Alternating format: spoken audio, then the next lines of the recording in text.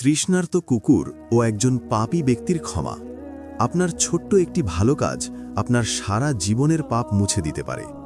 বনি ইসরায়েলের এক ব্যক্তি যে সারা জীবন অনেক পাপ কাজ করেছিল, একদিন মরুভূমির পথে একটি কুকুরকে প্রচণ্ড তৃষ্ণায় ধুঁকতে দেখল।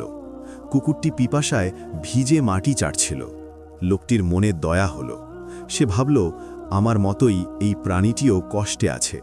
সে তখন নিজের চামড়ার মোজায় কুয়া থেকে পানি তুলে কুকুরটিকে পান করালো। আল্লাহর কাছে এই ছোট্ট কাজটি এত পছন্দ হলো যে তিনি ওই ব্যক্তির জীবনের সব গুনাহ মাফ করে তাকে জান্নাতি হিসাবে কবুল করলেন।